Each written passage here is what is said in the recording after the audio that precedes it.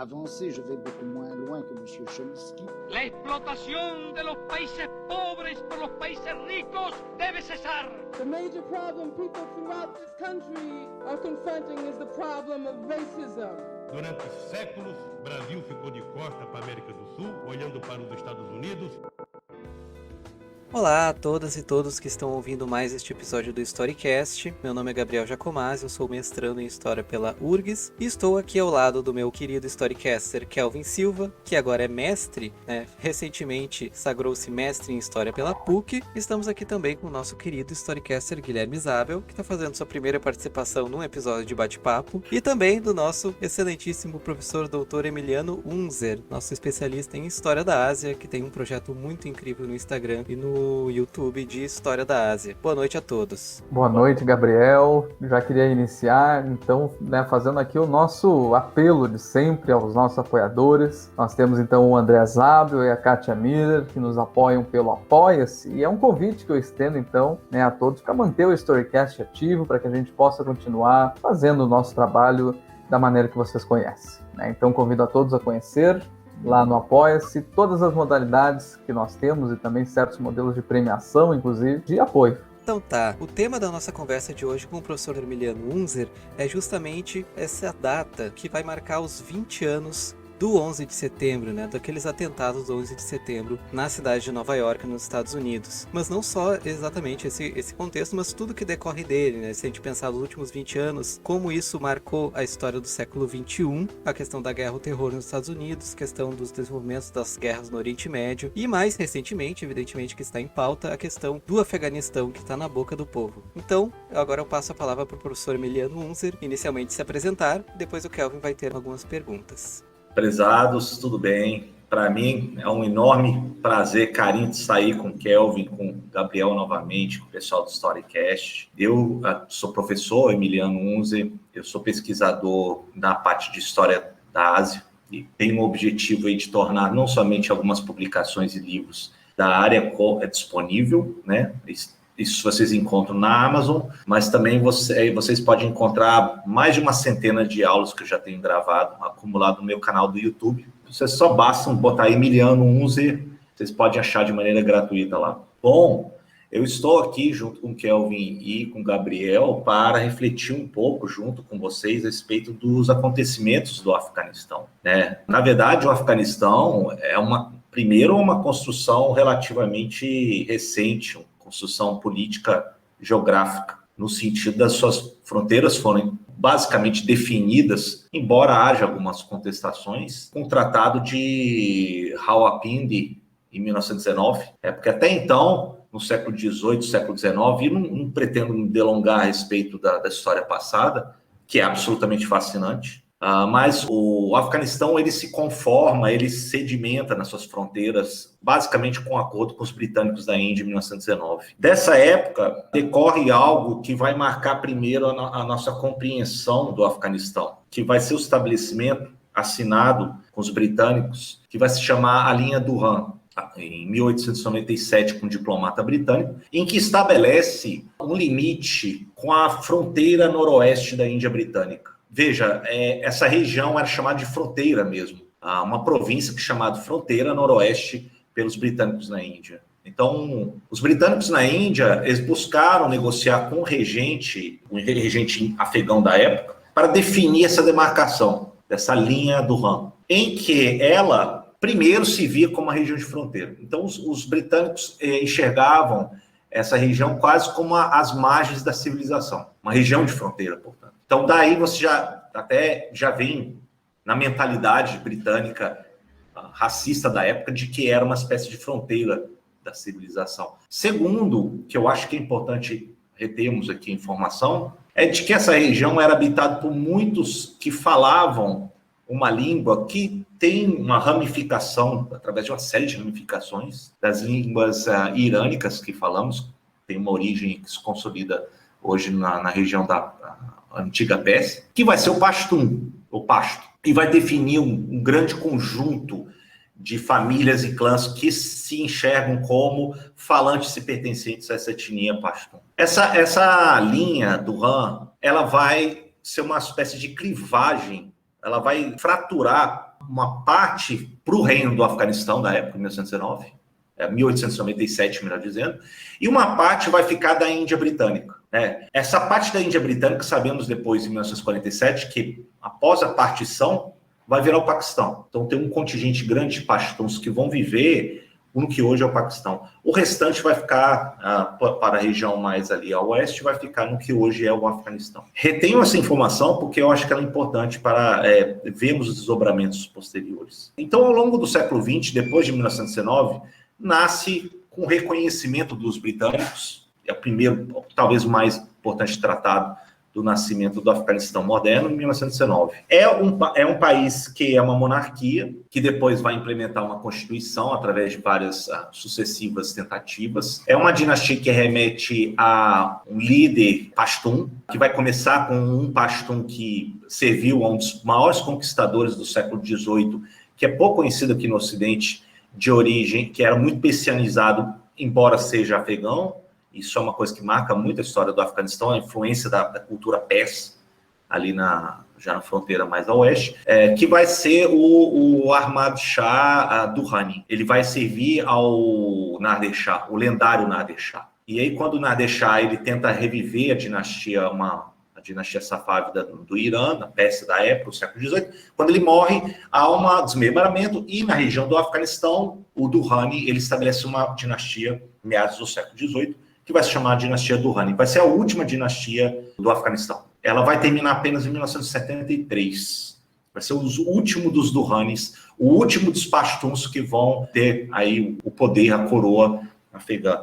Ao longo do século XX, essa monarquia ela vai ter suas movimentações, né? A primeira negociação com os britânicos, na Primeira e na Segunda Guerra Mundial se coloca basicamente neutra, embora houvesse certas ambivalências com relação a contatos com os soviéticos, porque os soviéticos já estavam estabelecidos na Ásia Central, do que hoje que interessa ao Afeganistão, a região ali do Uzbequistão e Tajiquistão, e que a Pérsia também estava ali presente. Então você tinha também um jogo de interesses em cima da decadência da última dinastia imperial persa, dos Pahlavis, a União Soviética ao norte, o Paquistão recém-independente depois de 47, e o Afeganistão nesse meio termo. O Afeganistão, ele é também uma expressão geográfica complicada, porque ele tem alguns vales dentro da magnífica cordilheira que corta praticamente o norte e o sul do Afeganistão, que chama o Hindu-Kush, né?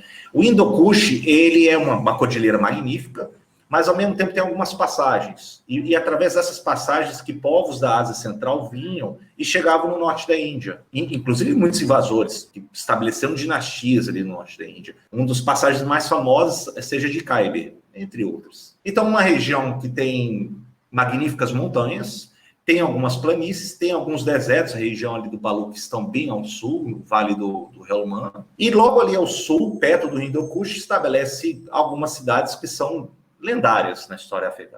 Entre elas, Cabul, Kandahar, Ghazni, entre outros. O que interessa a gente aqui, para chegarmos na análise mais contemporânea, é que em 1973, o último rei da dinastia Durrani, o Zahir Shah, ele é deposto num golpe que, pelo jeito, não envolveu muito sangue, muita violência, por um ex-primeiro-ministro dele e um primo dele, chamado Dod Khan. E Dod Khan, ele tem um projeto de buscar modernizar, desenvolver mais a economia afegã. A Constituição de 64 já tinha dado sinais de que os afegãos, o governo afegão, em 64, então antes de 1973, o governo afegão já estava ampliando os contatos no contexto da Guerra Fria. Ele muitas vezes recorreu ao governo americano, mas o governo americano tinha uma aliança muito firmada com o governo paquistanês, que via os afegãos como uma espécie de rival, porque na fronteira maior, 2.500, 2.600 quilômetros, é com o Paquistão, ali ao leste. Então, desde 64, o governo afegão tentou estabelecer primeiro contato com os americanos, isso foi bastante limitado, pelas limitações com o aliado Paquistão, e com a União Soviética. E a União Soviética tinha interesse, porque é uma fronteira ali da Ásia Central Soviética, era do interesse estabelecer um regime estável e eles investem pesadamente. É o principal investidor desde 64, depois de 73, depois nos anos 80, quando tem uma guerra civil.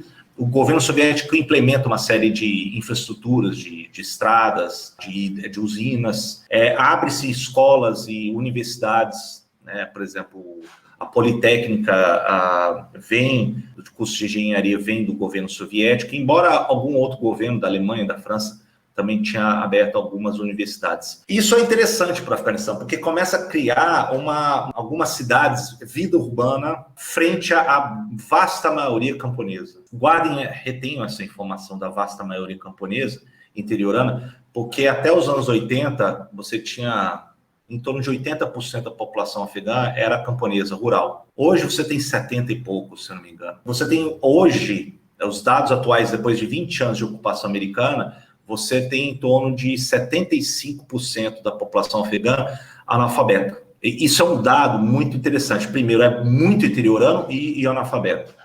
Então, o acesso à grande maioria da população do Afeganistão é muito rudimentar os acessos de questões de ensino. Com esse apoio soviético de outros governos nos anos 60 e 70, você cria, sim, floresce em cidades. Cabul, ela começa a inchar junto com algumas outras, cria uma geração que conseguia mandar os estudantes para as universidades, a principal universidade de Cabul, e você começa a ter uma geração de estudantes que começam a entrar em contato com as ideias do republicanismo, da democracia, do marxismo-leninismo, e alguns estudantes, veio mais de estudos islâmicos, vão estudar, talvez, uma das universidades mais antigas do mundo, no Cairo, da Universidade de Al-Azhar, e trazem de volta ideias também dos estudos islâmicos para as universidades, principal delas, o epicentro da Universidade de Cabul. Então, nos anos 70, você já tem um florescimento, desde a Constituição 64, uma relativa abertura, democracia, que chama o período da nova democracia, uma geração de estudantes urbanos, que estudam, embora muito restrito, perto da maioria da população afegã.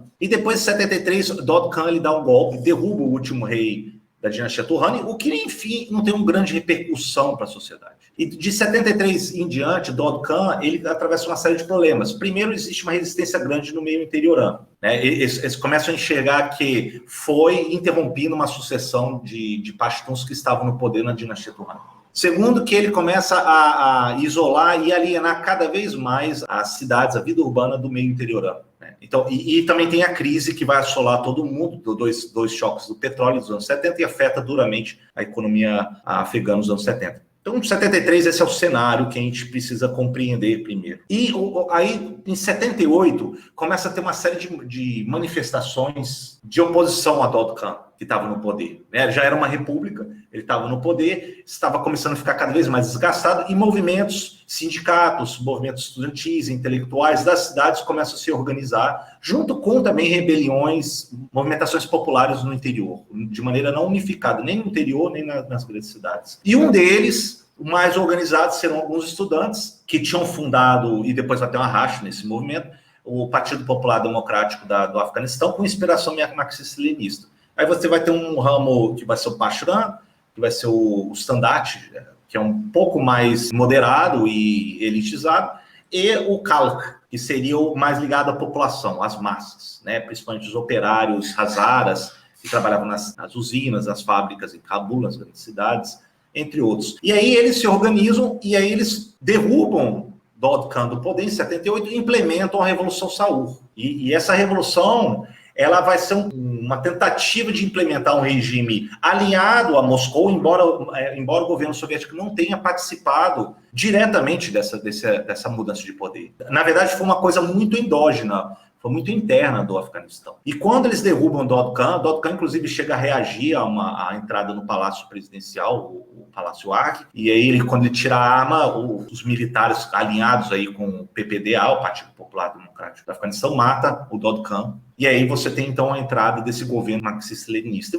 E vai ter uma série de instabilidades, porque você não resolveu as contradições, primeiro, de uma população urbana bastante restrita, né? É uma elite que tem acesso aos estudos, várias ideologias, e a vasta população interiorana que não tem a menor ideia do que está acontecendo, né? O que eles têm, o que chega a essa 80% da população, são escolas, são organizações solidárias islâmicas, né? A vasta maioria não tem nenhum cunho fundamentalista, que chega e dá um apoio a essas vilas, a essas comunidades. Você tem uma tradição muito maior de grande parte da população, então no meio do interior, em que o Islã chega, mas as ideias das cidades, no marxismo-leninismo, por exemplo, não, ficavam muito confinadas as grandes cidades, especialmente Cabul. Então a Revolução Saud foi uma revolução de expressão urbana, de uma elite, que ficou muito instável. Foi um governo muito instável. Você primeiro teve o Tarak se desentendeu com o Amin depois ele tentou implementar uma série de reformas e teve problema de várias resistências, de vários espectros, de 78, 79 e 80 em diante, né? Entre eles, muitos islamistas que já tinham raízes no interior começam a reagir a essas tentativas de reformas de cunho marxista-leninista, de maior abrandamento dos costumes, liberdade de expressão das mulheres, das minorias e por assim vai. E, eventualmente, tem a morte de Amin e o último líder desse partido marxista-leninista chega ao poder, o Tarak. E o Tarak, ele é um líder muito mais fraco. Então, em 80, 81, você tem uma situação em que, se o governo soviético não interviesse, iria ruir esse regime de inspiração marxista-leninista. Ainda estamos no período da Revolução Saud, mas um período bastante fragilizado. Eu não estou defendendo aqui o fato de que os soviéticos eram bonzinhos. Eles tinham relatórios da KGB e que entendia que um envolvimento soviético ali seria custoso. Eu pego relatórios, por exemplo, do chefe da KGB da época, o Antropov, que acabou sendo o premier durante alguns meses, antes de morrer de velhice. Ele entendia o seguinte, o envolvimento soviético deve sim dar apoio a sustentar, através de projetos de financiamento, de empréstimos de desenvolvimento, e por assim vai, para o regime marxista-leninista no Afeganistão, mas não envolvimento direto. Agora, eles já estavam cientes que, se houvesse uma coisa errada, já teriam as tropas estacionadas ali no Tajiquistão, no Uzbequistão, na fronteira norte. O Antropov chega a ser premier em 82, 83, depois da morte de Brezhnev, morre depois de alguns meses de governo, e quem ascende vai ser o Tchernenko, que também é bem velho, mas o Tchernenko entendia que deveria ter um envolvimento mais ativo no Afeganistão. E aí ele dá o sinal verde, apesar dos relatórios do Antropov anterior a ele, via KGB, ele entende que deveria ter um envio, sim, de tropas da fronteira norte dos soviéticos para o Afeganistão. Então ele manda. Agora, existe um problema, como o Antropov percebeu, a força da resistência afegã é interiorana, de difícil acesso. De 80% da população interiorana, né, que estava muito mais ligada às tradições locais, à comunidade, do que propriamente nas grandes cidades. E como é que você faz isso numa invasão? Isso é muito complicado, a logística é muito complicada. É daí que começa a vir o termo, né, que hoje é vulgarmente usado, à torto e a rodo, que o Afeganistão é o cemitério dos impérios. Né? Isso vem desde o século XIX. Os britânicos tentaram, algumas vezes, controlar o governo afegão. Foi extremamente difícil, depois de 3 guerras que eles tiveram que equacionar isso em 1919. Mas o fato é que o acesso ao controle era muito difícil. Então, os soviéticos mandam muitos tanques, eles mandam muitos helicópteros e alguns soldados, mas a força maior deles é pelos helicópteros, pelos aviões e pelos tanques, os blindados. Ora, você não ganha uma guerra mandando blindados, nem helicópteros, nem bombardeio. Você não equaciona o que é a força de uma guerrilha, que é o interior. Se você bombardeia uma região, a pessoa tem um apoio local, da comunidade local, e ela pode fugir para a região de difícil acesso. Você pode até bombardear. E se você bombardear, você ainda compra mais resistência ainda, mais inimizade dos locais. Claro, você mata, você tem as consequências da fome, da doença, tudo. Né? Então, os soviéticos já entraram no atoleiro, isso. Em 1982, 83 e diante, isso vai começando a drenar os soviéticos. Agora, tem o outro lado. O outro lado foi que, depois que o governo Carter nos Estados Unidos, em 79, teve o trauma de não ter compreendido as movimentações sociais que resultaram na queda do último rei persa, em 1979, e a ascensão de um regime do Khomeini no Irã. Depois disso, ele ficou traumatizado, na época, o Carter, em 79, e ele tentou, então, buscar também exigir um compromisso de direitos humanos e boicote ao Afeganistão a partir de 79 e 80 em diante. Depois, sabemos que o Carter não é reeleito, né? E quem ascende é um republicano de linha mais dura, que vai ser o Reagan. E o Reagan, ele via um dos principais aliados dos Estados Unidos, que vai ser a Arábia Saudita, ele começa a mandar armamentos para insurgentes instalados, principalmente entre os pashtuns, não todos, mas alguns deles, que tinham se organizado no interior do Afeganistão e também na fronteira, do outro lado da fronteira com o Paquistão, para combater os chamados infiéis, que seriam soviéticos. Infiéis porque eram comunistas e não acreditavam em Deus, e que esses guerreiros depois seriam chamados de guerreiros santos, mujahidin. Então, o governo americano, via Arábia Saudita, via o Paquistão, o serviço de inteligência do Paquistão, ele começa a mandar pessoas que treinam e armamentos. Veja que foi tão complexo, foi tão pensado essa estratégia do apoio americano via o Paquistão, que nem mesmo os armamentos eram do governo americano, de fabricação americana. Eles procuraram não levantar a suspeita da União Soviética, que poderia acionar o Pacto de Varsóvia, de que estaria sendo agredido pelo governo americano, né? E eles pegam armamentos que foram capturados dos soviéticos na Guerra dos 6 Dias do Egito, principalmente, e eles mandam, então, esses armamentos dos aliados dos soviéticos para esses guerreiros santos, os mujahidins no Afeganistão e via o Paquistão. Por isso que eles têm muitos AK-47, os Kalashnikov, porque o serviço americano usou esse canal com várias intermediações até chegar a esses guerreiros santos. Tem um outro elemento também desses guerreiros santos. A Arábia Saudita, ela sabemos, um Estado, primeiro, fundamentado numa ideologia bastante fundamentalista, conservadora, que é o arabismo. O arabismo, simplificando aqui, é uma ideologia que remete a uma leitura bastante fundamentalista, conservadora dos escritos corânicos, estudos corânicos, em que deveria voltar à época, como era a vida, aos valores da época do profeta. Então, eles financiam essas escolas, essas organizações de assistência, mas também escolas aí que propõem essa ideologia wahhabista pelo mundo. Você tem desde hoje no norte da África, regiões da África Oriental, Somália, você tem regiões do sul asiático, sudeste asiático, por assim vai. É um Estado rico, a Arábia Saudita ficou muito rico, eles projetam esse poder pelo mundo. Como é que a gente chega no Mujahideen? O governo saudita, ele começa, então, a financiar várias organizações e escolas no interior do Afeganistão, inclusive atingindo muitas populações interioranas e muitos deles pashtuns. E nessas escolas começa a surgir, junto com o código de ética dos pashtuns, que é o chamado Pashtunwali, eles começam a conceber uma ideia, primeiro, de guerra, de confronto, né? Primeiro contra os soviéticos, contando com o apoio aí dos americanos, e também mesclam com essa ideologia wahhabista, de ultraconservadorismo dos ensinamentos do Corão. Então ela, para evitar a questão da islamofobia aqui, para deixar um aviso a todos aí que estão ouvintes, não estamos falando do Islã, né? Estamos falando de uma leitura muito ultraconservadora dos escritos corânicos. É a mesma coisa que a gente pegar aqui agora e começar a falar que o Pentateuco, que está escrito no Pentateuco, deve ser implementado hoje em dia, como está escrito, assim como o que está escrito no Velho Testamento deve ser implementado nos dias de hoje. Não. Eles têm uma ideia muito baseada nessas interpretações dos wahhabistas, que vai influenciar os pashtuns do meio interiorano, uma atuação maior. E são esses que começam a guerrear contra os soviéticos. Os soviéticos entram no atoleiro, né?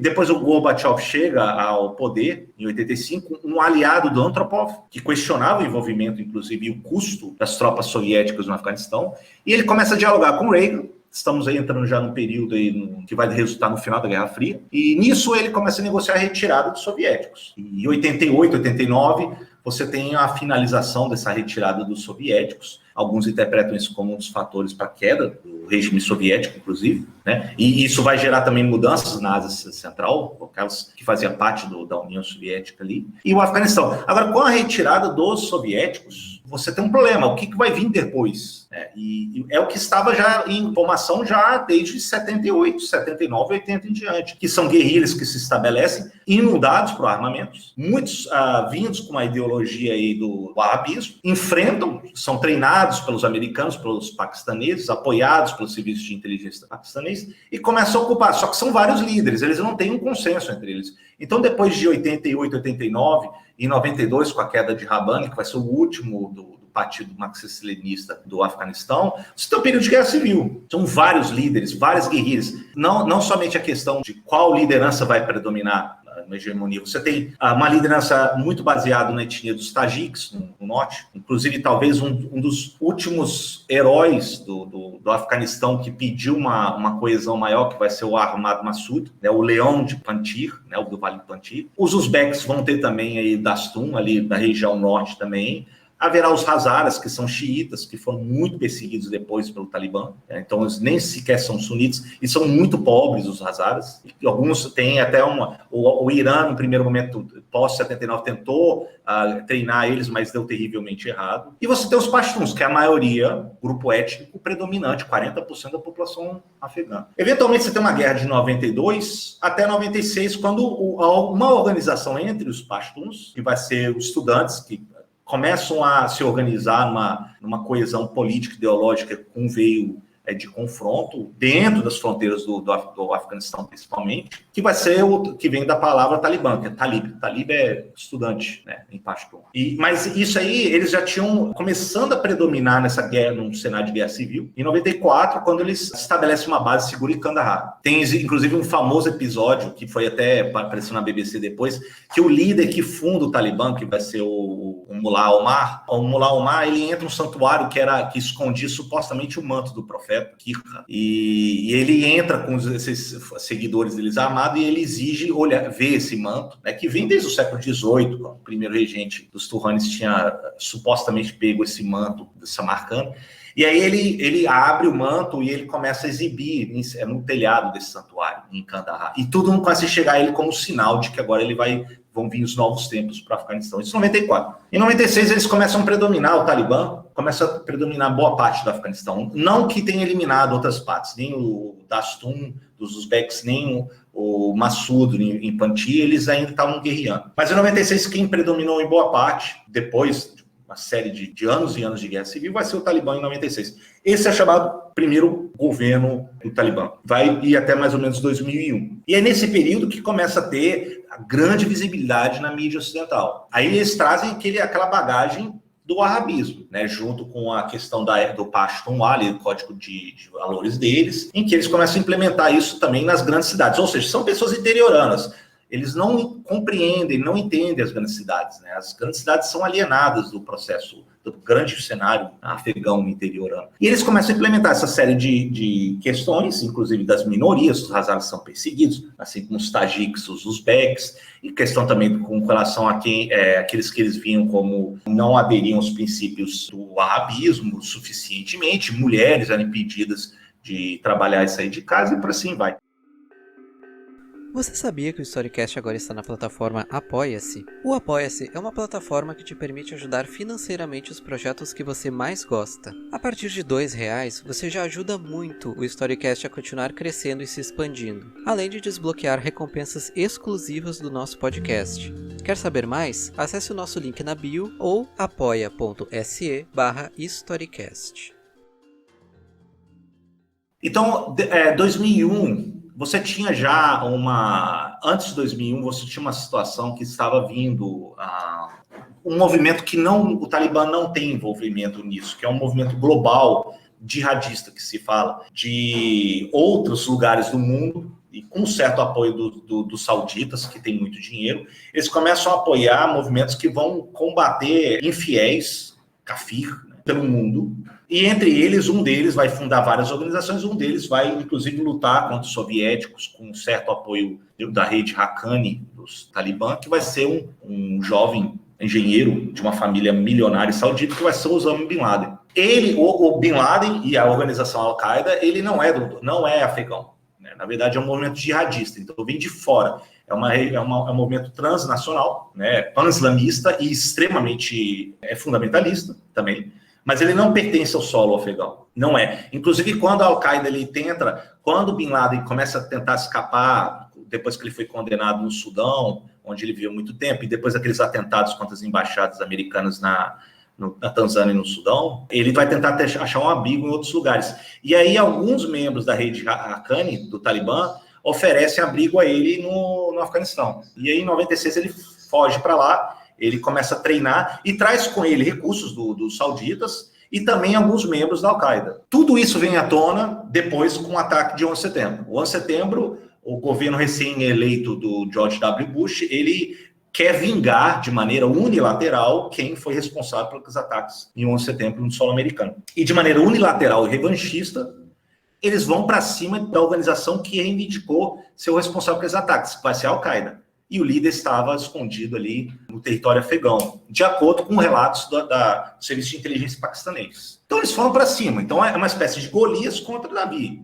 Um gigante, né, a máquina bélica americana enorme, vai para cima e eles já começam a fazer o mesmo erro que os soviéticos. Eles despejam um bombardeio, eles têm toda a superioridade bélica, mas eles não têm a força da guerrilha, que é a ocupação, conhecimento e apoio do solo e da população em geral. Uma população de 80%, 70% interiorana, camponesa. Então, já aí você já tem um problema. Isso é um problema também que os americanos enfrentaram no Vietnã. Eles não tinham apoio da população em geral. Você pode despejar tanto bombardeio que for, que você vai causar muito sofrimento, mas você não vai ter resultado depois disso. Político, não vai. Você vai ter resultados humanitários, mas não político, de apoio maior. Então, os americanos, eles, de maneira unilateral, eles vão para cima. O Bin Laden ele encontra abrigo. Inclusive, tem um dos valores do Pashtunwali é de que se você abriga alguém, você não entrega essa pessoa para ninguém. Então, onde ele se escondeu foi em cima dessa hospitalidade do código Pashtun. Não iriam entregar. Apesar de ter alguns relatos que alguns queriam entregar, mas aí os americanos, já no dezembro de 2001, falaram assim, não, agora a gente está para cima de destruir mesmo a organização Al-Qaeda e os seus aliados. E o governo americano, eles não contam com nenhum aliado, eles não coordenam isso nem com os russos, nem com os paquistaneses, nem com o Irã, com ninguém. É uma política unilateral. Então, se houvesse ganho dos Estados Unidos, seria praticamente solo nisso, o ganho. Mas a derrota também seria muito em cima deles, junto com os membros da OTAN, naturalmente. Então, em 2001, eles entram. Claro que o Talibã ali foge, a Al-Qaeda é desmembrada, vai ter uma série de consequências, inclusive, no Iraque, que é um outro assunto. Mas os americanos, eles começam a controlar as grandes cidades, e o Talibã, as organizações, vão para o interior. É onde eles têm força, onde eles sempre tiveram. Né? Não é todo o território afegão, mas é onde eles achavam. Então eles começam a ir para as aldeias, outra vez, eles começam a se filtrar e se escondem. Essa que é a força da guerrilha. Tem um ditado afegão que fala o seguinte, daquela época, na verdade que é bastante antigo, né? Que fala assim, que os afegãos falam, vocês invasores ou de quem vem de fora, vocês podem até ter o relógio, mas nós temos o tempo. E é esse o conceito da guerrilha, né? Você não é questão de superioridade econômica, bélica, tecnológica, é questão do apoio duradouro das aldeias, dos camponeses, do conhecimento do terreno. Essa que é a força dessas organizações interioranas, né? Uma população majoritariamente camponesa, uma população muito precarizada. O IDH do Afeganistão sempre foi um dos piores do mundo. O analfabetismo chegando aí 70%, 75%, é uma realidade muito dura, isso no século XXI. Então, tem esse problema, você tem a entrada dos americanos fazendo mais uma vitrine, né? Depois de 2011, há um ato em que Bin Laden ele é morto, então isso serve como uma propaganda, mas você não resolve as questões do Afeganistão. O governo americano ele inunda novamente o Afeganistão com armamento. Ele traz grandes empresas da indústria bélica americana que vendem muitos armamentos, como a Lockheed Martin. Eles trazem muitos soldados, inclusive muitos soldados privados, como da empresa Blackwater. Não são soldados ligados às Forças Armadas também. Mas você tem um grande investimento nesse sentido, de armar e treinar os soldados locais. Você tem alguns projetos de desenvolvimento que não vão ter uma coisa mais sustentável. Você tem alavanca lideranças locais, mas muito elitizados, muito urbanos. Hamid Karzai, depois o Ashraf Ghani, que vem de uma tradição de universidades, mas eles não têm eco, não têm o apoio da população interiorana afegã. E pior, com o tempo, a população interiorana vê que não está mudando em nada, os conflitos permanecem. Quem garante a ordem, uma certa ordem, diante do que eles viam com o governo absurdamente corrupto e longe, distante, como era o governo em Cabul, começa novamente a ter a força organizações islamistas, como, por exemplo, o Talibã. Eles confiam mais no membro do Talibã, que é visto como não corrupto, porque segue os preceitos do Islã, de acordo com a perspectiva da população local, do que um oficial vindo de Cabul, nomeado Cabul, um policial que é extremamente corrupto, que cobrava propina por tudo, etc. Outro erro que os americanos fizeram, investindo pesado em tentar construir um sistema judiciário nacional, o que no primeiro momento até é louvável. eles elaboraram uma Corte Suprema, gastaram muito dinheiro em tentar implementar essa instituição. Só que, novamente, é um problema de entendimento da cultura do passado afegão, em que, se a maioria da população é interiorana, eles têm o costume de resolver, dirimir as suas contendas na aldeia mesmo, entre os anciãos. É o conceito da aldeia que eles falam como. Então, dificilmente chegava uma questão de resolver problemas na justiça implementada pelos americanos. Você tem dados, por exemplo, que a Corte Suprema do Afeganistão, apesar de ser notoriamente corrupta, ela pouco trabalhava, porque poucos casos chegavam na Justiça Nacional afegã. Então, isso tudo mostrava a falta de entendimento do governo americano, que alavancou e enriqueceu alguns membros da população urbana do Afeganistão, mas a população no interior ficou muito distante disso, que viam muito mais a presença, a proximidade e a atuação de organizações locais, entre eles o Talibã. Você tem outras organizações, como do Massoud, como do Dostum, entre os uzbecos, tajiques e por assim vai, que tem muito mais eco na grande parte da população, mas nas grandes cidades você tinha sustentação dessa intervenção americana. E outra coisa, nunca houve uma política clara de nation building, né? Construir uma nação, um Estado. Os americanos, como é que você constrói uma nação despejando armamentos e treinando soldados? Ainda há muitos desses soldados privados. É a mesma coisa que a gente observa, por exemplo, na Somália. Anos e anos inundaram armamentos. E como é que você constrói uma nação com tantos armamentos sendo vendidos? Você certamente vai contribuir para mais desgraça, mais fragmentação do que propriamente construir uma nação. Então, a política americana já estava apresentando problemas. Eu vou já chegar nas partes mais recentes agora, porque com o governo Trump, depois, ele chega... O governo Obama anterior, com a morte de Bin Laden, ele começa a negociar uma gradual retirada dos americanos. Isso não significa uma retirada dos soldados americanos, mas não o apoio, né? É uma espécie de doutrina Nixon atualizada. E o Trump, quando ele é eleito, ele quer reduzir a presença do ônus americano no mundo, né? Ele foi eleito por isso. E aí, em 2018, você já tinha negociações avançadas do governo americano com líderes do Talibã em Doha, no Catar. Inclusive, o Talibã chegou a abrir uma representação oficial do Talibã em Doha, do Catar, desde 2018, se eu não me engano. E em 2018, o Trump, ele manda o seu secretário de Estado a negociar com os líderes talibãs em Doha, no Catar, o Mike Pompeo. Então, ali, 2018 em diante, já estava claro que o governo americano já estava pensando, primeiro, uma retirada, que o Trump queria, e segundo, que o Talibã iria eventualmente ocupar o poder. E em fevereiro de 2020, depois que o Trump não conseguiu ser reeleito, em Doha, no Catar, você tem um governo americano que já assina acordos com promessas que o Talibã não vai apoiar nenhuma organização terrorista global, de que vai respeitar questões de direitos humanos e por assim vai. E em fevereiro de 2020, então já estava claro que isso iria acontecer. Isso na época do Trump. Depois de 2021, na época do Trump, e depois de 2021, Biden é eleito e ele vai implementar essa retirada, né? Uma mudança, inclusive, de paradigma da política externa americana, que agora vai mudar mais o eixo, saindo um pouco da região do Oriente Médio para questões da Ásia-Pacífico. A Kamala Harris, por exemplo, a vice-presidente, já estava há poucos dias ali no Vietnã, no Singapura, né, tentando aí também negociar diálogo com alguns países na hora do Pacífico.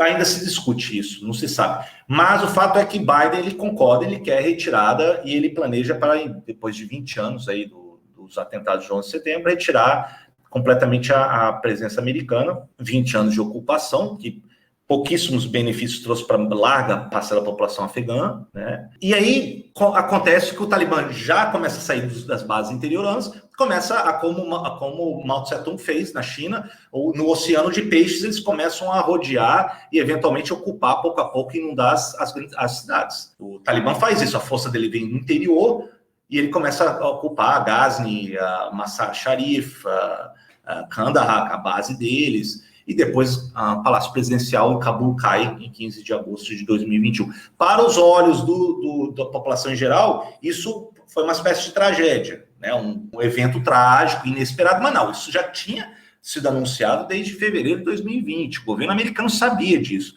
O que eles estavam negociando é como o Talibã vai se comportar depois da tomada do poder. E aí eu deixo em aberto também como que ficariam as perspectivas. A gente pode ir já discutir isso no momento aqui da conversa. Então vou dar um fôlego aqui, vou deixar agora as perguntas com as observações.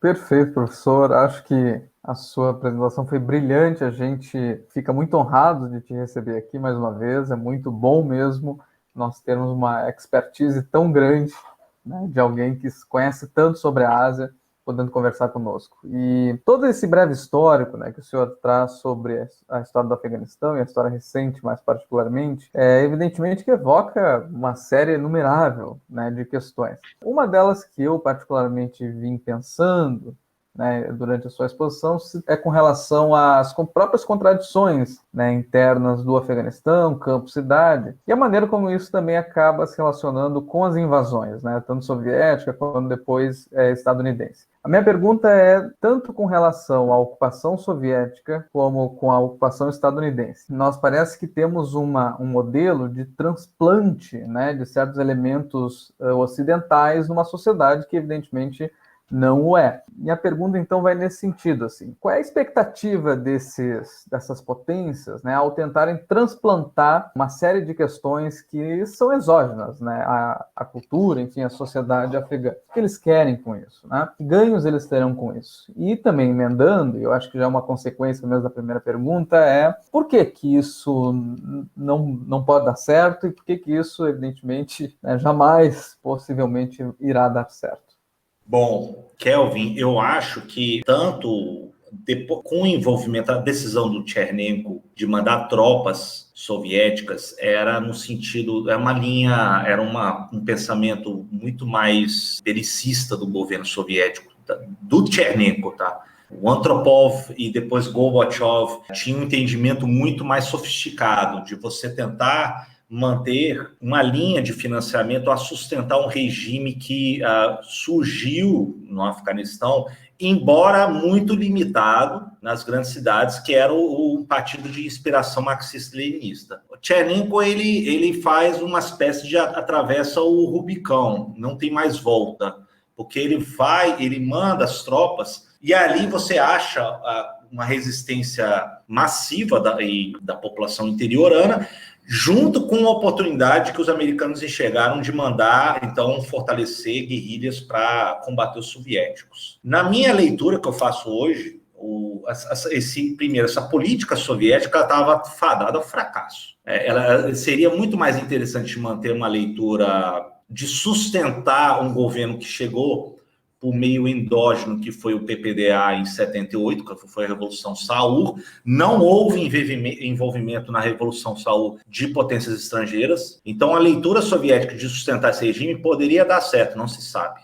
Mas quando entram as tropas, isso já começa a ficar um divisor de águas. Isso começa a ter uma série de problemas, que começa a ter uma reação por parte do Paquistão e depois um governo mais antissoviético, como foi do Reagan.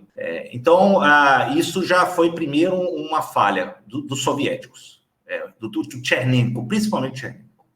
Depois o Gorbachev vai tentar desmontar isso ao longo do tempo. Ele vai negociar, esse é um dos pilares, inclusive, das negociações, que vai dar uma mudança de paradigma da política soviética, depois do Gorbachev, né? De se retirar, porque sabe dos custos, sabe do atoleiro que estava se metendo.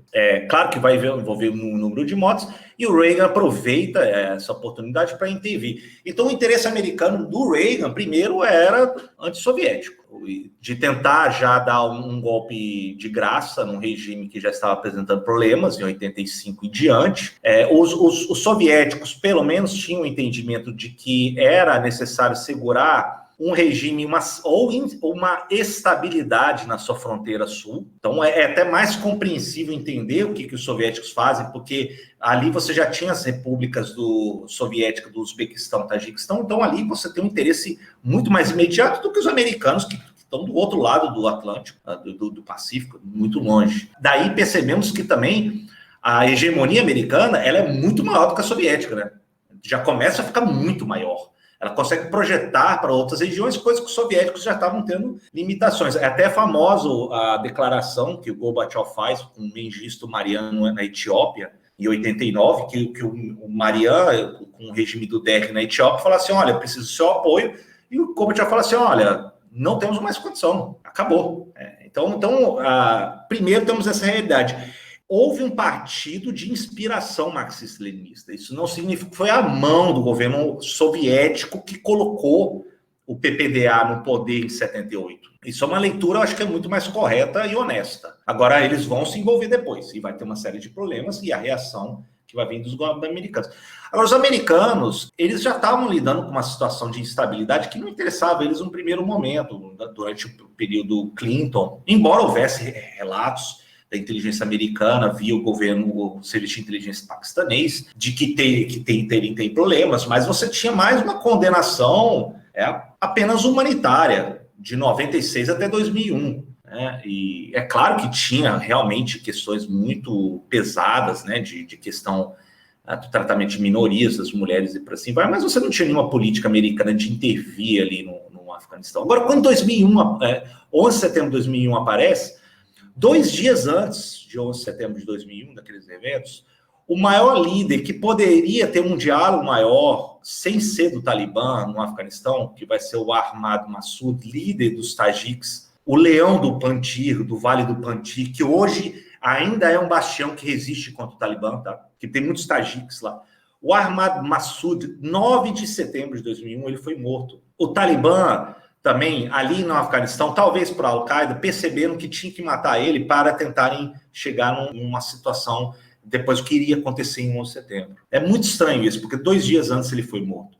Hoje, a resistência no Vale do Panjshir hoje se dá muito com o filho dele, o Ahmad Massoud Filho. E isso talvez seja... O pai, ele é muito reverenciado pelo Afeganistão, inclusive aparecendo nas notas de cédulas de dinheiro do Afghani, e por assim vai. Ele é uma figura que tinha uma abertura maior, ele dialogava com vários governos dos anos 90, com o governo americano, com governos europeus. Ele tinha uma proposta de estender mais os direitos das mulheres, das minorias. Ele não pertence ao Talibã, embora muçulmano. A gente tem que separar muito bem isso. Tem muitas pessoas que acham que coincide, não. Isso é uma coisa completamente diferente uma coisa da outra. Ele era visto como um líder que poderia dialogar com várias frentes. Agora, quando acontece o 11 de setembro, e é claro, organizados pela organização jihadista Al-Qaeda, o governo americano vai desvairado em cima de um ato de vingança, unilateralmente, e vai é uma espécie de política de castigo que eles fazem.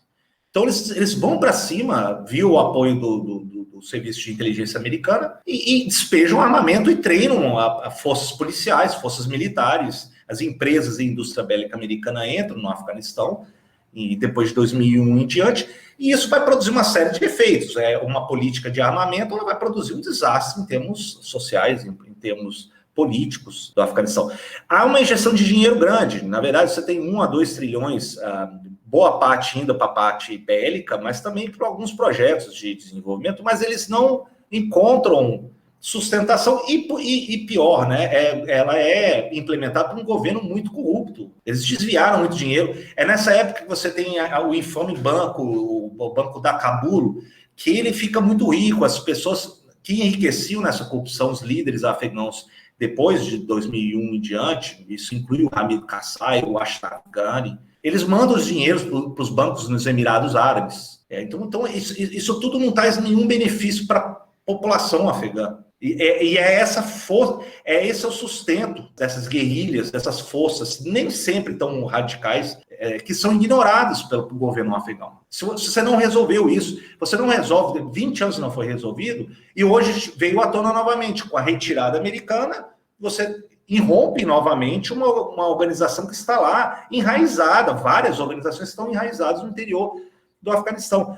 Uma solução para isso seria ter um diálogo entre as várias lideranças. Agora está muito difícil, eles vão atravessar, acredito, anos ainda de guerra civil. Não significa que o Talibã dominou tudo, não. Ainda você tem a resistência, por exemplo, dos tajiques do Vale do Panjshir.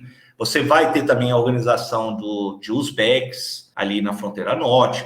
Ou talvez aí, claro, que vão ser as primeiras vítimas que vai ganhar a vitrine internacional e é lamentável, são as mulheres, são minorias como os hazaras xiitas, entre outros. Eu gosto de gosto de enfatizar essa questão dos Hazaras, porque a pessoa normalmente entende que se o Talibã é muçulmano, como é que eles estão atacando outros muçulmanos? Bom, os Hazaras são xiitas, eles não são sunitas, como a maioria da população afegã é. E eles são muito pobres, eles são muito simples. E eles foram muito perseguidos pelo primeiro regime Talibã, de 96 a 2001, eles foram muito perseguidos, foram muitos mortos. Agora, com a tomada do Talibã nas cidades, se eu não me engano foi dia 18 de agosto, foi o dia mais sagrado dos xiitas no mundo todo, que eles celebram, que é o Ashura, que é quando o Hussein ele foi martirizado na Batalha de Karbala, e eles lamentam isso. Isso é talvez o dia mais importante do calendário xiita do mundo. E os Hazaras estavam comemorando isso nas ruas das cidades, inclusive no Afeganistão, e o Talibã começou a tirar todos os cartazes. Então, já foi uma imposição muito dura que o governo talibã fez em cima dos xiitas.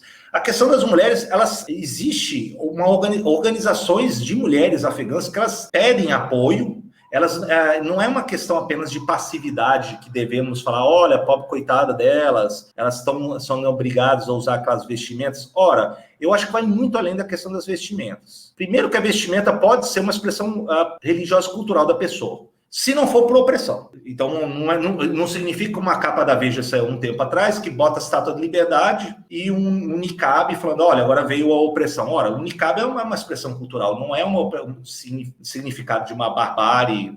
Parece que a gente está novamente numa capa dessa, parece que você está retomando um discurso neocolonial, né? De falar, olha, isso é barbárie, sabemos o que é melhor para vocês. A Estátua da Liberdade representa os valores universais dos Estados Unidos. Não é tão simples assim. Se você quiser realmente ajudar, existem mulheres afegãs que se organizam, elas estão indo para as ruas, elas reivindicam os direitos delas, elas não são passivas, elas são muito ativas na reivindicação dos direitos delas. Entre elas, uma organização muito antiga, já tem mais de 40 anos, depois da Revolução Sauer, que vai ser o RAWA, que é RAWA. Se vocês entrarem no site rawa.org, é uma organização de mulheres afegãs que, via doações, elas vão reivindicar, elas constroem maternidades, hospitais, acesso a saneamento básico, e por assim vai.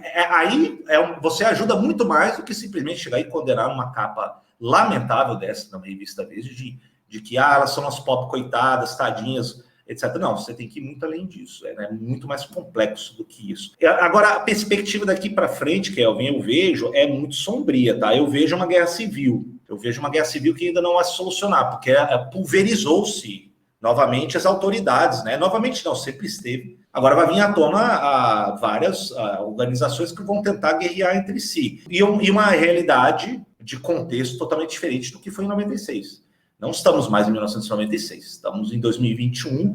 Você tem a retirada dos americanos, um sinal claro do seu declínio, da região, e talvez aí do mundo, e uma ascensão de uma outra realidade na região asiática. Ascensão do peso da China, a Rússia de Putin, que inclusive o governo russo sequer tirou seu pessoal diplomático da embaixada russa em Cabul, sequer tirou, porque eles sabem que é necessário manter o diálogo. O governo chinês tem projetos que já estavam em andamento na época do Ashraf Ghani, que fugiu com um monte de maletas de dinheiro, a ponto que nem coube mais, ficou na pista do aeroporto, ele fugiu com estimados 160 milhões de dólares, né? Para você ver como é que era o nível do governo do Ashraf Ghani, né?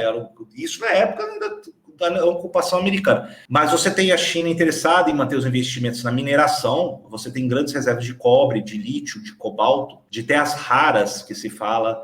Existem reservas importantes no Afeganistão e que isso vai servir para o desenvolvimento de uma nova geração da indústria de carros autônomos, de tecnologia de smartphones. Isso é importante, encontram reservas lá. Tem uma mina muito grande, fica a 40 quilômetros sudeste de Cabul, esqueci o nome, que já existia uma mineradora chinesa lá tentando implementar a mineração. Isso antes da queda do Ashraf Ghani, eles vão tentar retomar isso.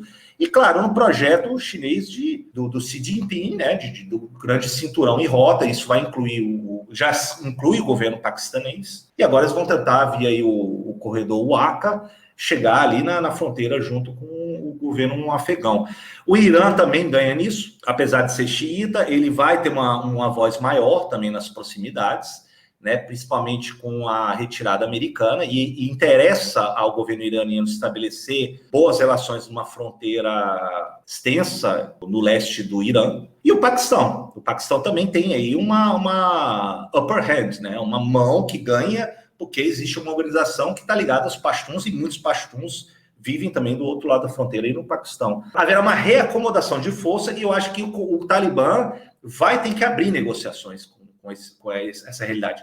Ao contrário de 96, que o Talibã ficou muito isolado. Era um regime que ascendeu, mas você só teve o reconhecimento do governo Talibã primeiro, da Arábia Saudita, do Paquistão, dos Emirados Árabes. O resto, agora não, agora você tem interesses mais consolidados. E o governo Talibã vai ter que ser muito pragmático nisso, de tentar manter esses investimentos, né, de tentar dialogar com o governo russo, chinês, paquistanês e iraniano nesse sentido. Agora, é uma retirada do governo americano. Aí é evidente que abriu um vácuo que a realidade vai se acomodar nesses termos. Agora, enfatizo novamente, haverá uma guerra civil que vai perdurar por anos ainda aí no Afeganistão. A questão não se resolveu por completo. Se você quiser ficar sempre atualizado com as novidades e anúncios do Storycast, entre em nosso perfil no Instagram e no canto superior direito ative o sininho de notificações. Assim, toda vez que tiver uma novidade, você vai ser o primeiro a saber.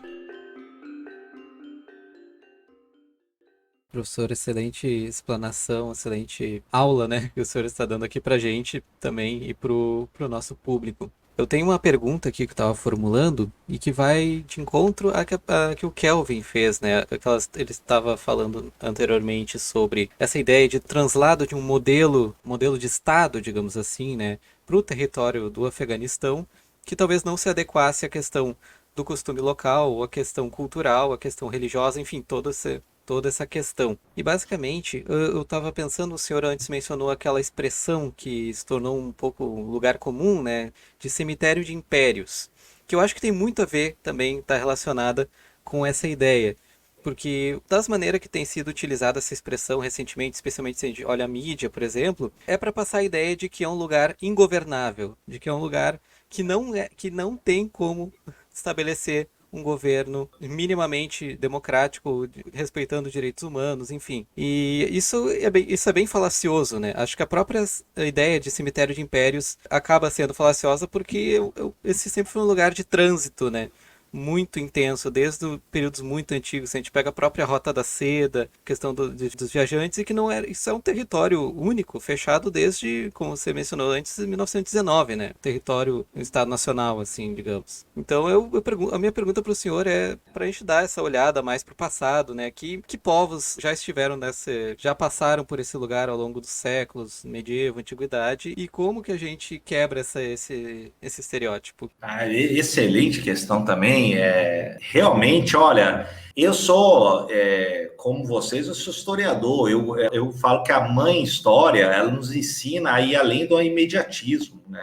Ela nos dá a perspectiva mais ampla do tempo. E isso é valioso para compreendermos o que está acontecendo. Se a pessoa ela chega só no imediatismo, ela vai ter a dificuldade de compreender o que estava em jogo anos e décadas, né? Eu limitei minha análise aqui, inclusive, por questões de limite também. Eu tenho uma aula que eu gravei no meu YouTube sobre história do Afeganistão, caso tenha interesse os ouvintes. Mas sim, concordo plenamente com sua colocação, Gabriel, porque o Afeganistão foi muito mais um local de passagem de confluência de povos, né? A Rota da Seda, as rotas comerciais, terrestres, não eram comerciados nem somente seda, nem produtos, mas também culturas, ideologias diferentes, pessoas diferentes, né? Só vou pegar alguns casos aqui. Antes de nossa era, o Império Aquemênida dos Persas já tinha tornado a região uma província do Império Aquemênida dos Persas. Alexandre o Grande fundou cidades no Afeganistão, né? Você depois teve uma influência da cultura persa muito grande sustentada, né? Herat, que é uma das cidades ali que faz quase fronteira ali com Mashhad no Irã, no século XIV e XV era considerado uma das joias do mundo islâmico, no chamado Renascimento Timúrida, pela beleza da arquitetura. Samarcanda, Timur depois vai tentar emular Herat, quando ele manda construir Samarcanda, que é uma joia da arquitetura persa islamizada, que vai inspirar outras construções magníficas que as pessoas no geral conhecem mais, que é, por exemplo, altamente especializada a cultura islâmica, que vai ser o Taj Mahal. Remete a Herat, remete à cultura timúrida também de Samarcanda. Então, a cultura persa sempre foi muito presente, atuante também. Na época de Alexandre o Grande, voltando um pouco, depois que Alexandre o Grande, você tem uma divisão do império, e aí você tem os Seleucidas. Depois dos Seleucidas, você vai ter um certo isolamento do reino de Bactria. São regentes bactrianos, que são descendentes dos helênicos, que se estabelecem em Bactria, do que hoje é boa parte do Afeganistão. E ele se converte, Milinda, né? Menandro, ele se converte ao budismo e ele promove a arte budista, escolas budistas como de Gandhara. Ele tem um famoso diálogo, as questões de Milinda, que está no cânone budista, que ele dialoga com um dos maiores sábios budistas da época, o Nagasena, e ele é um descendente dos helênicos. A arte de Gandhara, por exemplo, ela traz a questão figurativa do que não existia na arte budista. Então, você pega as primeiras representações que estabelece como um parâmetro da arte budista, de figuras budistas com uma toga, toga da arte helênica. Você vê até algumas representações de Gandhara, que até o rosto parece um pouco do que deriva aí da arte helênica. E isso vai se estabelecer como cânone na arte budista. Então, eu estou trazendo esses dados para vocês perceberem como é que vai a miscigenação de povos, de culturas, se estabelece no Afeganistão. Aí você pega lá, mas houve aquelas estátuas de Bamiyan. Foi expressão disso, né? De budistas que vivem hoje, onde os Hazaras vivem, que é do período budista, da época bactriana. Depois vem a cultura persa, ela também vai ter uma série de elementos. Haverá comunidades que veio também da Índia britânica, que estabeleceram, a hindus, sikhs. Você tem um povo que vive na região ali de Wakha, mais ou menos na região, e eu acho muito interessante que até 1940, se não me engano, 50, 60, existia uma província naquela região, nordeste, que era habitado por maioria não islâmica no Afeganistão, e era chamado de Kafiristão. Kafir, em árabe, é infiel. Então você tinha uma província chamada assim, olha, isso aqui é a província dos infiéis. Olha que loucura isso, né? Hoje é Nuristan, né? A terra da luz. São pessoas que têm uma ligação genética, que é o grupo haplogrupo R1A, parece. Eles têm ligação com indo-arianos da Ásia Central e também com os escandinavos. Então, eles têm olho claro. E eles não são muçulmanos. Existem bolsões que estão bastante isolados, que eles praticam uma espécie de religião muito ligada aos primórdios do hinduísmo. Você tem aquela capa do National Geographic, não tem, de 85, que tem uma mulher de olho claro? Ela provavelmente é Nuristani.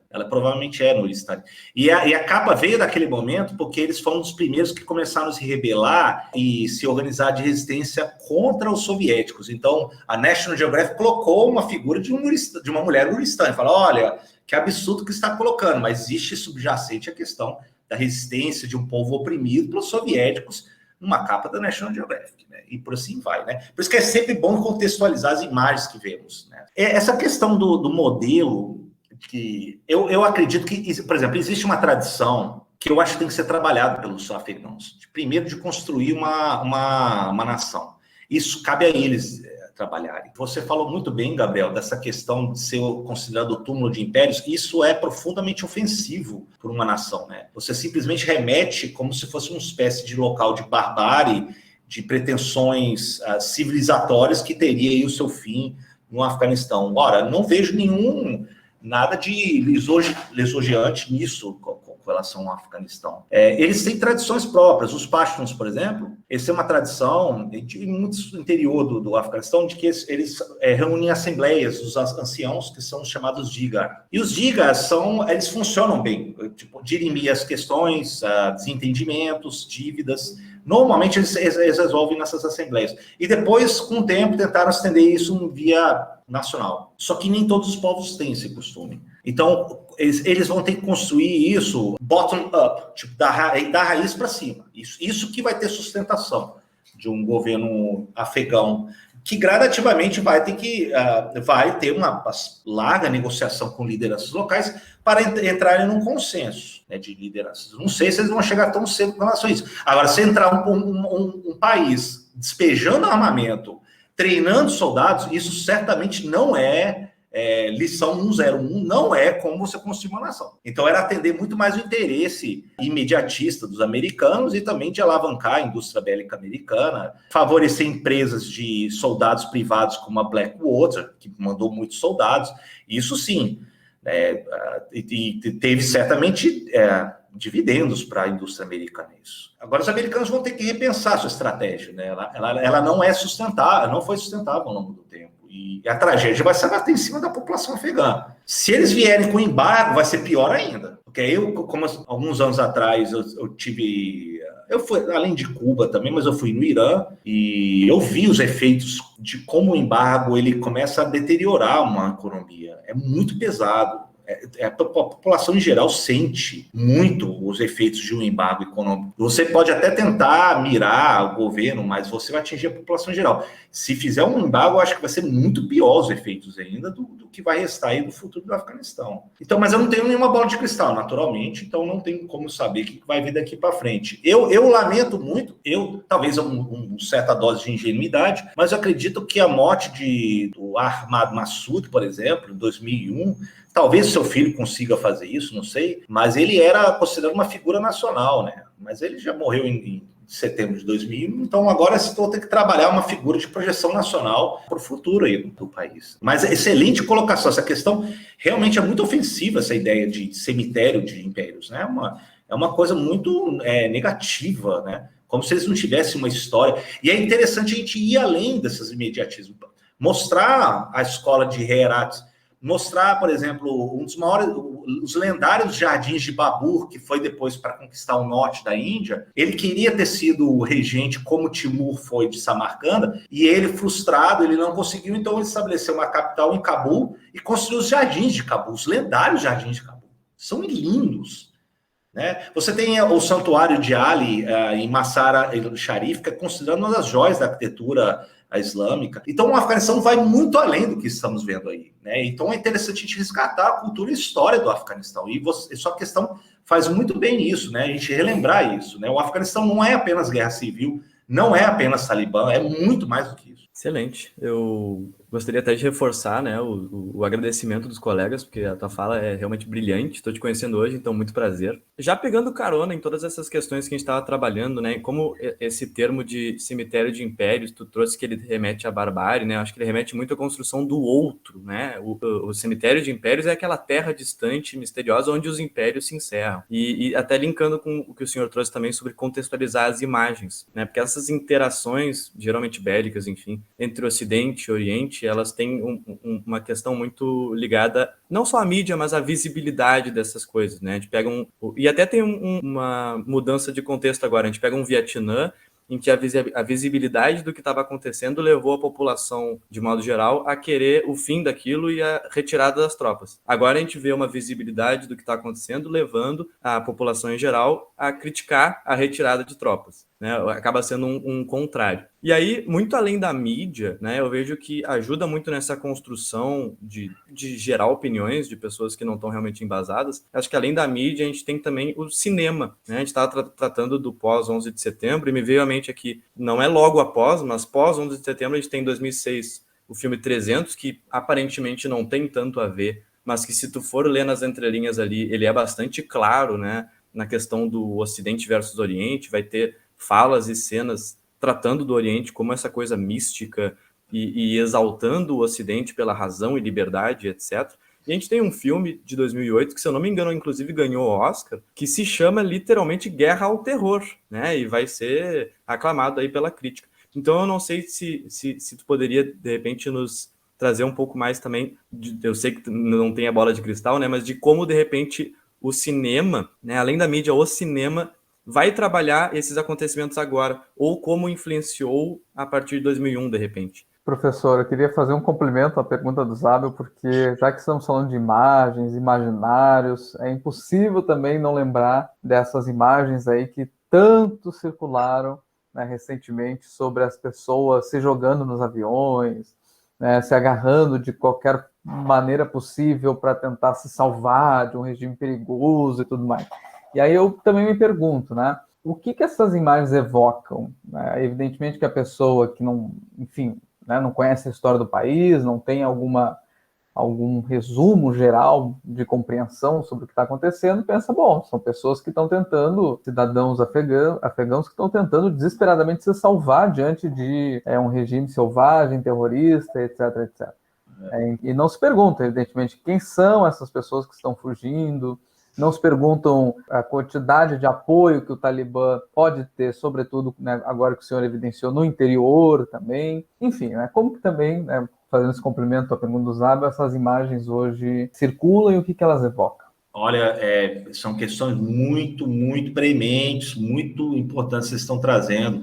Essa construção do outro, que o Guilherme muito bem trouxe, é uma coisa que perfaz o não outro, que é a construção da identidade, né? Você constrói essa identidade negando uma coisa. E a Europa, muito, o cristianismo na Idade Média foi muito em cima do que não era, que era o infiel, era o muçulmano, das cruzadas, e por assim vai, os primeiros contatos também com os portugueses, na Índia, tentando contornar as rotas da Rota da Seda, foi com até que esse zelo cruzadístico, né? A cruz vermelha nos velames das caravelas portuguesas para tentar retomar uma nova cruzada. Então, eles queriam afastar os infiéis novamente, né? Então, isso marcou muito a construção da identidade da Europa, né?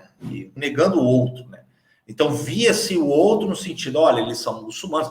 Depois, se você tem aquele veio orientalista do século XVIII, XIX, que o Eduardo Said, um clássico dele, ele fala sobre isso, de tentar enxergar o outro apenas como o exótico, o lânguido, tipicamente com um harém, numa mesquita, com as túnicas tradicionais de reza bastante exageradas, embriagados, entorpecidos, como se fossem incapazes de ter qualquer razão, qualquer lucidez, e nenhuma complexidade surgindo ali. Eu, por exemplo, durante muito tempo estudei sobre a Índia, que é um universo. Na verdade, eu gosto, sempre fico brincando, que quando eu escrevi a história da Índia, que foi um dos primeiros, foi um grande baque, porque eu aprendi muito. É bom que seja um baque que a gente aprende, né? Mas a história da Índia, para mim, é como se fosse a história da Europa, de tão complexo que ela é. É igual a história da Europa. A gente se engana, acha que é um país hoje, é simples, não é. E eu lembro dos britânicos, o governo britânico depois vai haver uma guinada com a geração do Macaulay, que vai tentar ensinar apenas o inglês e as disciplinas úteis, chamados úteis ali na reforma de educação da Índia britânica no meados do século XIX, e veio aquela sociedade vitoriana, muito hipócrita, falando, mas os indianos têm costumes da barbárie. Crianças casam entre si, a viúva é imolada no fogo, o viúvo, que é o sati. Isso tudo foi, novamente, para alimentar o discurso de que nós somos civilizados, os indianos são bárbaros, portanto, justificava-se que os britânicos teriam uma dominação sobre os indianos. Algo que vai impressionar muito vários líderes, inclusive Adolf Hitler, né? Que ficou impressionado como é que poucos britânicos dominaram a vasta população indiana. Então, esse discurso do outro é uma coisa muito importante. Se você joga uma capa dessa da Veja, de um símbolo dos Estados Unidos como símbolo da civilização contra o niqab, que é uma vestimenta muçulmana, você novamente está reaquecendo esse discurso. Você não está entendendo a complexidade que é, por exemplo, uma vestimenta dessa, o significado dela, e também você isenta todo o envolvimento americano, que foi um desastre, 20 anos de envolvimento, numa estátua da liberdade. É muito esses conceitos que a mídia mainstream traz, elas são muito simplificadas. Quando eu estou falando aqui, parece que o Noam Chomsky está aqui no meu ombro, aqui pulando, falando assim, olha, isso aqui é o consenso fabricado, né? Parece que ele está falando aqui no meu... Porque, na verdade, é uma maneira de simplificar, e não somente simplificar, como você constrói um consenso, um discurso muito simplificado, que tem poder, né? Porque você tem um entendimento largo da população que não problematiza as coisas. E isso tem repercussões políticas, na decisão de uma política externa, de financiamento de determinados grupos, e em detrimento de outros. Isso tem repercussões sérias, não somente questão de não compreensão e ignorância, ela vai além. E o governo americano entre outros, isso os britânicos fizeram com a Índia, depois, entre outros, os franceses com relação... Os franceses, o que eles fizeram com relação aos argelinos, tiraram todo o direito deles, depois se envolveram numa guerra que foi bastante cruenta, depois terminou em 62, também foi assim.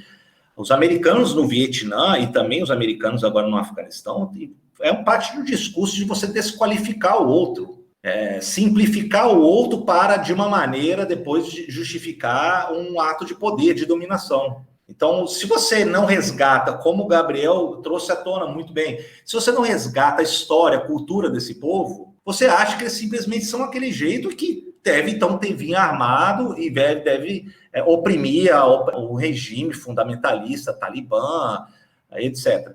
Eles não vão enxergar, por exemplo, que um ato que aconteceu dias depois da tomada do Palácio Presidencial em Cabul, do lado do terminal de passageiros do aeroporto de Cabul, explodiu um carro, depois um homem-bomba, e não pertencia ao Talibã, pertencia à Al-Qaeda. Ah, mas é a mesma coisa. Se você achar que é a mesma coisa, você já está começando a vir o produto de que eles não querem esclarecer a complexidade do que está em jogo. Porque o Al-Qaeda e o Talibã são rivais. Eles não têm nenhuma ligação entre si, né? Muitos movimentos islamistas, ou seja, movimentos islâmicos que têm o propósito político do Afeganistão, grande maioria deles, primeiro, não é fundamentalista. E segundo, que nenhum deles usa táticas como a Al-Qaeda usa. Aí sim é máxima terror psicológico. De você procurar civis e aí você detonar uma bomba. Isso é tática da Al-Qaeda. Isso não é do Talibã. Não é do Talibã. O Talibã tem uma outra visão. Muitas organizações islamistas com larga repercussão, representatividade no Afeganistão, eles têm um veio mais moderado. Eles querem abrir uma representatividade. O Islã, ele serve como inspiração para muitos movimentos, e isso não significa fatalmente que vai resultar em violência, não.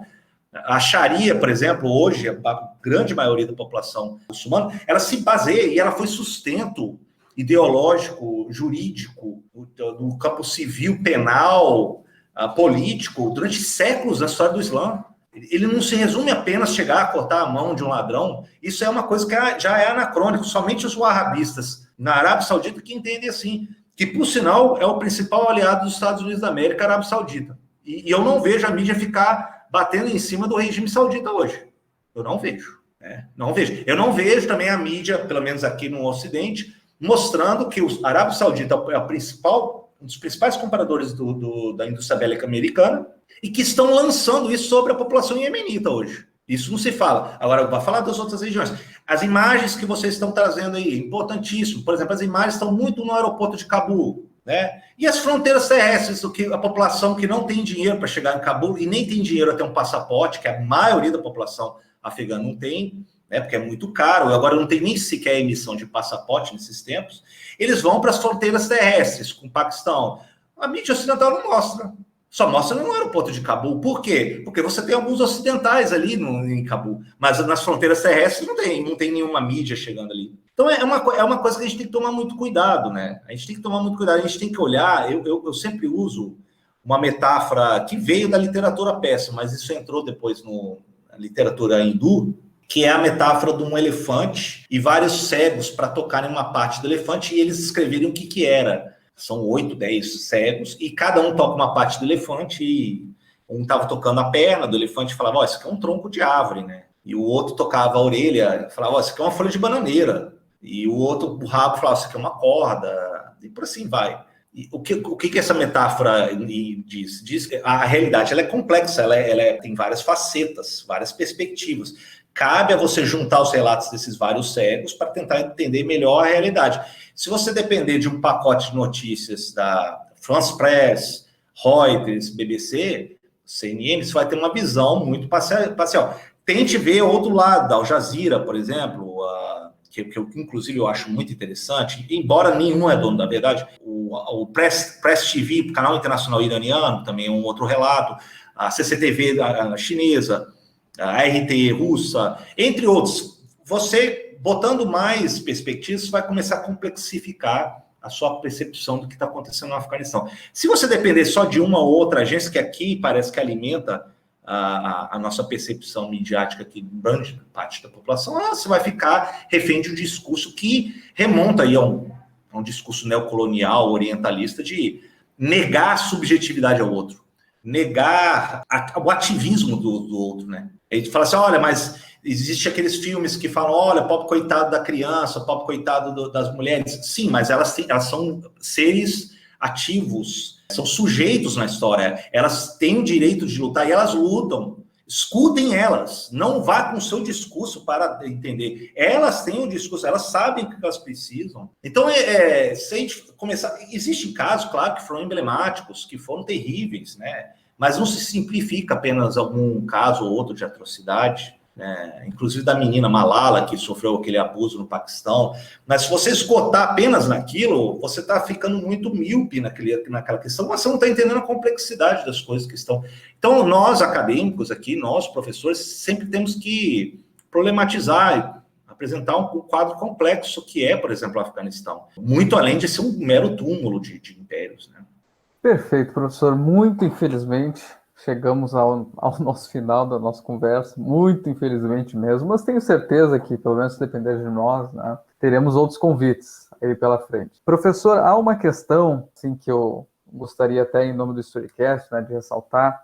Hoje, então, né, é dia 11 de setembro, dia que lançamos esse episódio, e o fazemos no sentido de aproveitar, por assim dizer, né, todo o frenesi midiático, enfim, que se torna, né, o ano de setembro, as imagens aí da guerra ao terror, a mobilização de todo esse imaginário orientalista e tudo mais, para tentar trazer um pouquinho do outro lado, né, ou seja, tentar trazer um pouquinho da história do Afeganistão, da importância desse país nas suas mais, assim, absolutas complexidades culturais, sociais, políticas, enfim. E claro que a gente consegue fazer isso, né, nesse episódio de uma maneira muito, muito breve, né, e impossível, evidentemente, de contemplar a enorme complexidade que é o Afeganistão. Mas, de qualquer maneira, eu quero salientar, né, que nós não temos nenhuma pretensão, evidentemente, de fazer uma espécie de anti-americanismo, algo desse tipo, né? Evidentemente que a tragédia do 11 de setembro é particularmente sensível, claro, aos estadunidenses, mas também acredito que o mundo inteiro se choca ao pensar no que aconteceu, né? Afinal de contas, são histórias, são vidas que foram interrompidas e de maneira muito trágica, né? Isso não nos impede, é claro, de falarmos, né, de uma outra dimensão que acredito que mais ajuda a gente a entender, né, o que foi essa tragédia, que é a dimensão própria da história do Afeganistão, né? Essa dimensão que, enfim, torna as coisas muito mais complexas, como elas são de fato, né? A ideia do elefante e tudo mais. Então é justamente a nossa pretensão essa, não, reitero, né, não temos nenhum ideal anti-americanista, mas queremos realmente aproveitar essa, enfim, profusão de imagens para parar de pensar um pouquinho, né, sobre a guerra ao terror, um pouquinho sobre esses estereótipos, essa construção e ao mesmo tempo destruição do outro, né, em termos imagéticos, inclusive, porque se reduz o diferente a toda essa, se condensa, né, a toda essa série de imagens, para tratar um pouquinho, então, sobre a vivacidade dessa história. Bom, de qualquer maneira, professor, então eu vou passar para o senhor para encerrar, e eu, mais uma vez, agradeço profundamente, fico muito, muito feliz. Eu acho que todas as suas aulas são uma grata surpresa sempre, porque elas nos surpreendem positivamente. Sempre temos muito a aprender. Enfim, estendo, né, acredito que meus agradecimentos ao Gabriel, ao Guilherme, que também compartilham do mesmo deleite em lhe ouvir. Gente, obrigado, Kelvin, queridos, né? O Gabriel, o Guilherme, agora estou conhecendo. É sempre um prazer. A gente tem uma função, né, pedagógica, política, de tentar tornar as coisas mais, pelo menos abordar de uma maneira mais honesta as coisas, né? Então, nós intelectuais, acadêmicos, estudantes, temos esse dever de tornar isso acessível também para a população em geral. Existe uma tendência no meio acadêmico, seja por vaidade, seja por comodismo, de muitas vezes se encastelar e não tornar isso acessível ao público. Eu acho importantíssimo isso, de tornar, assim como a iniciativa de vocês para o podcast, muitos vão estar ouvindo isso no ônibus, vão estar ouvindo no carro, vão estar ouvindo no metrô, E isso talvez seja o período que vocês têm para escutar isso. São reflexões, a gente não temos respostas prontas. Nós aqui não estamos assumindo um mero e simples anti-americanismo, né? Eu mesmo, por exemplo, cresci muito inspirados pelos pais fundadores dos Estados Unidos, um representante do iluminismo, que foi o Benjamin Franklin, né, o Thomas Jefferson, o Thomas Paine, que foi talvez o mais revolucionário dos pais fundadores dos Estados Unidos, isso inspirou gerações pelo mundo. Os Estados Unidos têm também uma história muito bonita, ela não é apenas a Geni, que a gente taca a pedra, não é simples assim. Agora, ela é responsável, é o ônus da hegemonia, que ela chega a partir da mudança de política externa que ela faz depois da Segunda Guerra, de se envolver na política de 80, 90 países desde a Segunda Guerra Mundial. O Afeganistão vai ser também uma consequência disso. Eu tentei aqui, e tento nas minhas aulas, nos meus livros, tentar abordar uma questão muito além do discurso do Ocidente, né? Então, é uma atitude, uma tendência que a gente fala que é decolonial, de tentar ofertar a narrativa do lado deles. Ora, eu sou um homem, né, branco, lugar de fala, branco, universitário, tive privilégio, sim, que resultou que eu estou aqui dando entrevistas, dando aula, mas eu tento propor uma outra narrativa para tornar isso acessível aos todos. Não estou falando que eu sou dono da verdade. Vivemos um período terrível de simplificação bipartidária. Não é assim, existe uma complexidade grande da humanidade, da história da humanidade, ela é muito rica, ela é um caleidoscópio que a gente deve buscar entender na sua riqueza, nas suas contradições, né? Não é um simples anti-americanismo, ele vai começar a falar e, portanto, ele é assim. Não. Vocês têm que ouvir outras narrativas, outros pontos de vista e por assim vai. Existem excelentes livros, né? Eu gosto de um deles, todos em inglês, infelizmente, eu gostaria de indicar, do Afghanistan Cultural and Political History, do Thomas Barfield. Thomas Barfield é um dos grandes estudiosos do Afeganistão, da história da cultura. Você tem um livro do Talibã mesmo, que foi escrito por um paquistanês, jornalista, o Ahmed Rashid, que escreveu Talibã, Militant Islam, Oil and Fundamentalism in Central Asia. O livro é muito bom, foi um best-seller durante muito tempo, inclusive pela lista do New York Times. E o meu favorito, que eu gosto muito, além do Barfield, é Afghanistan and Modern History, do Ângelo Hazanayagan. Embora o nome Ângelo a gente ache que seja alguém, um italiano, as coisas, não, ele é paquistanês, e ele estudou também muito da história e a cultura do Afeganistão. Então, de repente, são livros que vão remeter mais à história, à cultura do Afeganistão, além dos acontecimentos últimos, para a gente apreciar e entender, né, as contradições que foram sua história. Então, eu agradeço aí, obrigado pelo convite, sempre vou estar aberto a vocês aí, e obrigado aí pela querida audiência aí de hoje. Um abraço a todos.